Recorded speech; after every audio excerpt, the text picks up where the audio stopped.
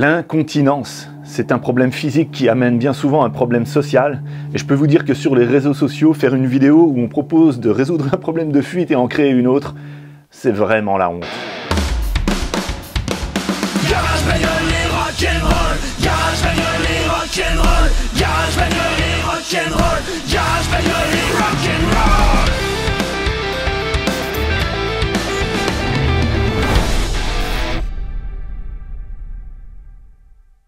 Hey, salut à tous, bienvenue sur Garage Bagnole et Rock'n'Roll, l'émission où on n'en finit pas de résoudre les problèmes de fuite de cette Twingo. Dans l'épisode précédent, que je vous mets ici en lien et en bas dans la description, j'ai résolu, enfin je pense avoir résolu le problème de fuite au niveau de la boîte, au niveau de la commande de boîte, il y a un kit dédié à ça. Maintenant, j'ai créé moi-même un autre problème de fuite au niveau du moteur, et du coup ça immobilise la voiture, je ne peux plus rouler avec tant que j'ai pas résolu ce problème. Quelque part, c'est quand même une bonne chose que j'ai fait ce problème ici, là, dans mon garage, parce que le carter était tellement rouillé qu'il était sur le point de fuir, et ça aurait pu arriver à n'importe quel moment sur la route. Donc voilà, je vais pouvoir remédier au problème sans avoir eu un risque d'accident ou risque de ruiner complètement le moteur, parce qu'un moteur qui tourne sans huile, c'est pas bon, hein.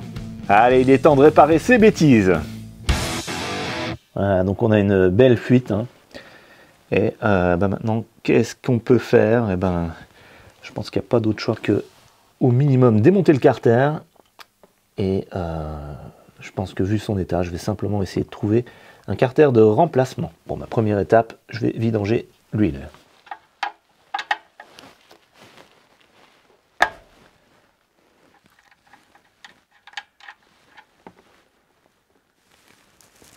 Et on laisse s'égoutter.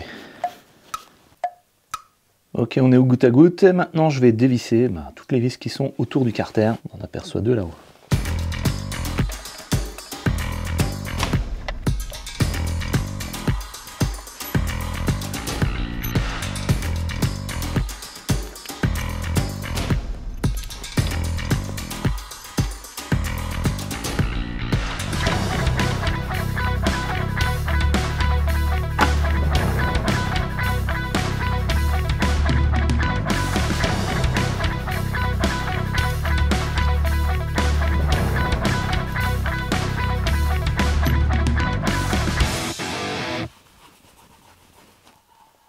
Et ouais, j'en ai trouvé encore une. Alors j'étais tranquillement en train d'enlever les dernières vis. Il a fallu ici que j'enlève une petite plaque qui cache le volant moteur là, pour pouvoir accéder aux vis qui se trouvent derrière là-bas et sortir le carter d'huile. J'espère qu'il viendra facilement. Et là, quand j'ai tourné la tête, qu'est-ce que j'ai vu? Eh oui, une fuite de liquide de refroidissement sous le radiateur. Ah là là là là là là. Ça fait une source d'incontinence de plus. Qu'est-ce que je vais faire? Je pense que, vu son état, je vais changer le radiateur, hein. Bon, avant d'attaquer le radiateur, j'essaye de décoller ce carter d'huile.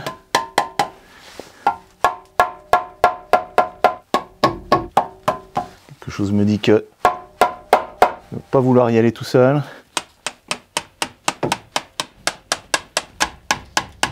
Et il est drôlement bien collé, hein.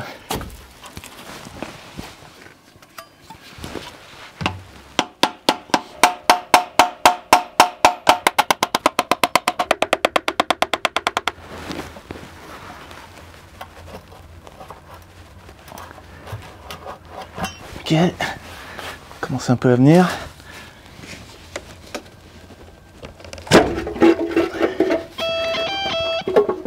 Là, ça commence beaucoup à venir.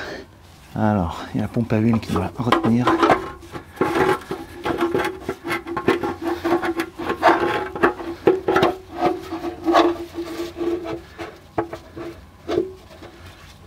Il y a la jauge.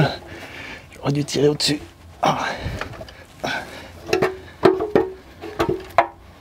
Voilà. Alors là, c'est intéressant de regarder ce qu'on trouve au fond du carter. Et il est plutôt propre. J'ai nettoyé un petit peu. J'ai pas ressorti de limailles ou de morceaux de je sais pas trop quoi qui seraient tombés dans le carter. Donc c'est quand même une bonne indication en ce qui concerne la santé de ce moteur. Allez, j'attaque la dépose du radiateur. Première étape, vidange du circuit de refroidissement. Et là, il était temps d'intervenir, hein, parce que là, le niveau est en dessous du mini. Alors, j'ouvre le bocal. S'il veut bien. Ah non, il est collé. Même ça.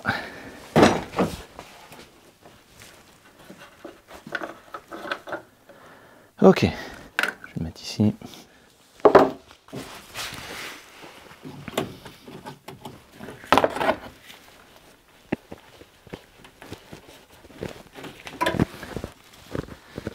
Attention, là, ça va être la douche.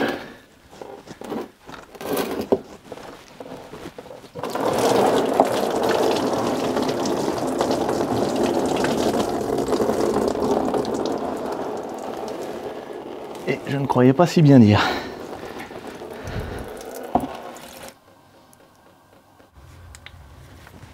Pareil ici.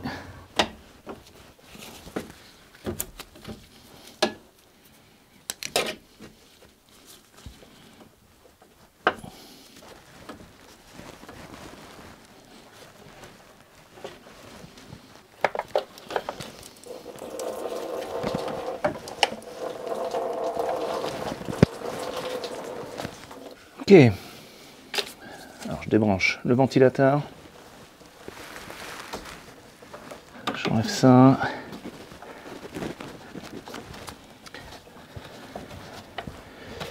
est-ce que je peux virer ça? Non, par contre je peux le casser, okay, ça c'est clipsé, ok, doublement cassé.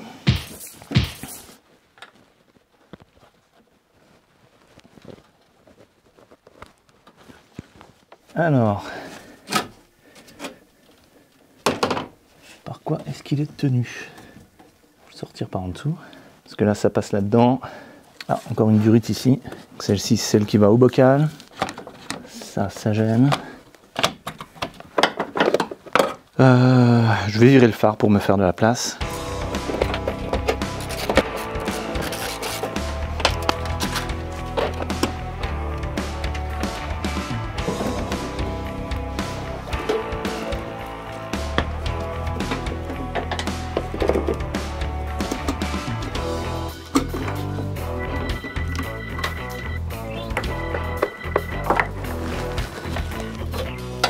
Ok, donc ça a l'air relativement simple à enlever. Il y a simplement deux vis qui tiennent le radiateur. En voici une là, et l'autre. Elle est ici de l'autre côté.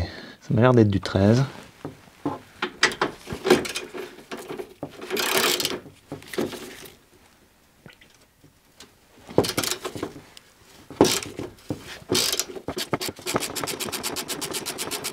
Donc ça a l'air bien rouillé là-dedans. Je vais la laisser pendante comme ça. Et je fais la même chose de l'autre côté.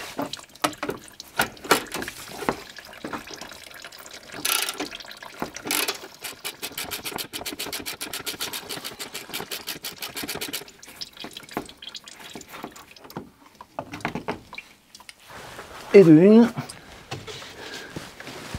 Je vais maintenir le radiateur en dessous là. Et de deux. Ok, là maintenant à mon avis ça doit pouvoir se sortir par devant.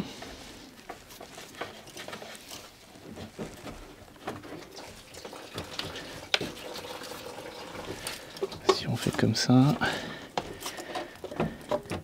Ah non, il y a le bloc, il y a le canister là qui est accroché. Peut-être il est simplement clipsé. Alors, il y a des petites vis rouillées qui le tiennent là. Apparemment c'est du 7.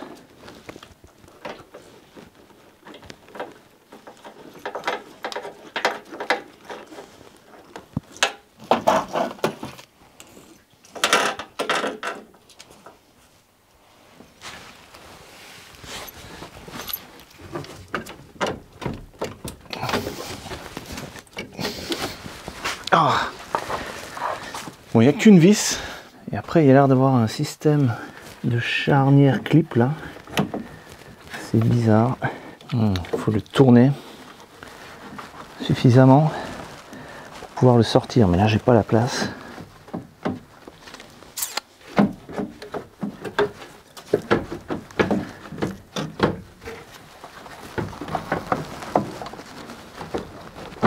Voilà.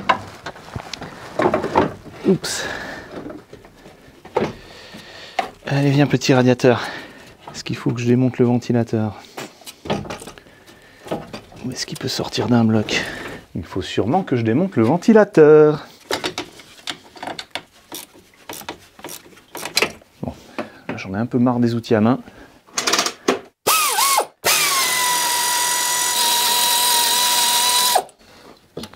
Bon, pour la dernière, pas trop le choix.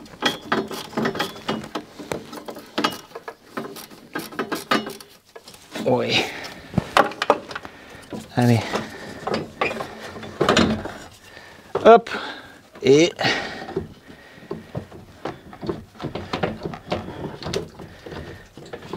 est-ce que j'arrive en faisant comme ça, peut-être?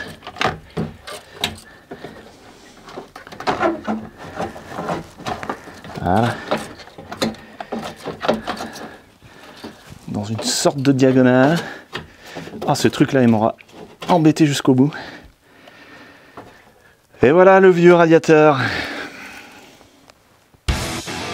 Bon, c'est bon, j'ai le radiateur, j'ai le vieux carter, direction la casse. Bon, je tente une première casse. On va voir. Bon, ils n'ont pas de Twingo ici, on va voir ailleurs.